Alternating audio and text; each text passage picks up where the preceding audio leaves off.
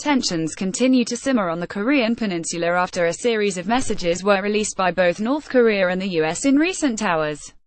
Now there is talk that US satellites have picked up movement of launchers capable of firing Hwasong-12 intermediate-range ballistic missiles, which could indicate a coming launch. These are the same missiles North Korea said it was planning to launch towards Guam as a show of force in response to Donald Trump's fire and fury comments made last week. In addition, the image above was released that shows Kim Jong-un poring over targeting maps with his generals, with Anderson AFB, America's sprawling master airbase on Guam, projected on a large screen nearby.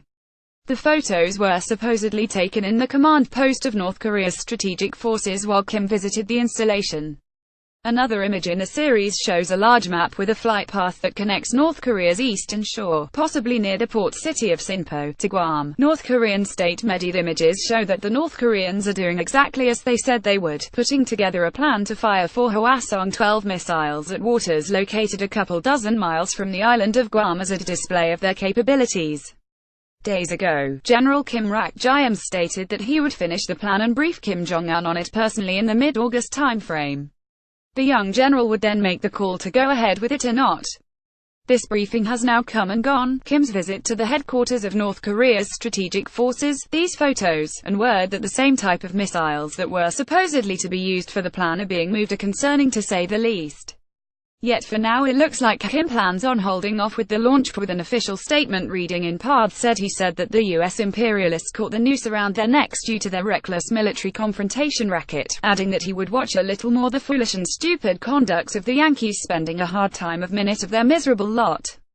He said he wants to advise the US, which is driving the situation on the Korean peninsula into a touch-and-go situation, running helter-skelter, to take into full account gains and losses with clear head where the prevailing situation is more unfavorable for any party, in order to diffuse the tensions and prevent dangerous military conflicts on the Korean peninsula. It is necessary for the US to make proper option first and show it through with action, as it committed provocations after introducing strategic equipment into the vicinity of the peninsula, he said, adding that the US should stop at once arrogant provocations against the DPRK and unilateral demands and not provoke it any longer. North Korea state media Kim Jong-un, who hadn't been seen for 2 weeks, appeared today for a tour and brief at the headquarters of North Korea's strategic forces. Not only does this statement declare that Kim is in wait-and-see mode, but it also seems to mention the need for the US to give the North Koreans an option, which likely means a way to de-escalate that is agreeable to both sides. One of my biggest criticisms of the Trump administration's handling of the North Korea situation is that they offer no solution to the crisis aside from war, a total capitulation by Pyongyang. This includes giving up all their nuclear weapons and missile systems, a totally unrealistic demand. Yet the North Koreans seem to be indicating they would be interested in some sort of compromise, a pathway out of the current standoff. Considering the stakes involved, and they are only growing more dire with every moment, this is worth exploring. North Korea wasn't the only sending strong messages today. Defense Secretary Mattis has come up with another intense warning for North Korea, although it is one that leaves some ambiguity and flexibility, stating if they shoot at the United States, assuming they hit the United States, then it's game on. It could escalate into war very quickly. Yes, that's called war, if they shoot at us. His statement gives some room for flexibility when it comes to responding to a threatening test launched by North Korea, where they fire missiles towards Guam, but not impacting the island itself. Chairman of the Joint Chiefs of Staff General Joseph Dunford, who is in South Korea on a military and diplomatic mission, made it clear today that it is up to the president as to how the US would respond to a launch towards Guam or any major escalation by North Korea. We'll have to wait and see how this all plays out, but it is likely that North Korea will test a missile in the near term, even if it does not follow a trajectory towards Guam.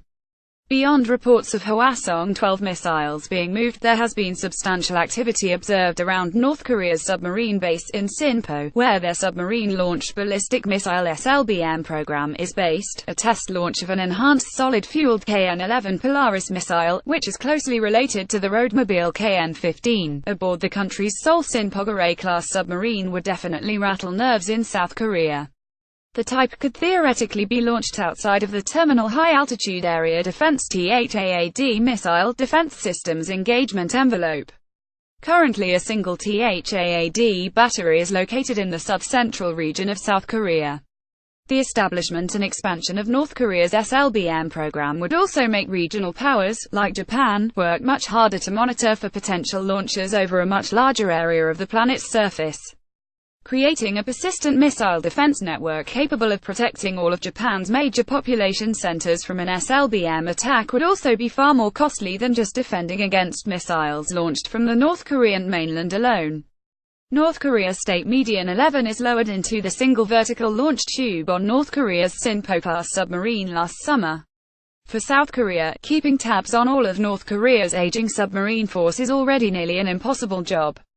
Having to continuously track and monitor their missile boats, should North Korea deploy such a force operationally, would push South Korea's maritime patrol and anti-submarine capabilities past its breaking point. Finally, there seems to be a growing consensus that key areas of North Korea's missile technology have been obtained through foreign sources, namely via a company based in Ukraine, although the Ukrainian government denies the allegation and says Russia is to blame. You can read the full report detailing North Korea's use of what appears to be a derivative of the Soviet era RD-250 rocket engine here.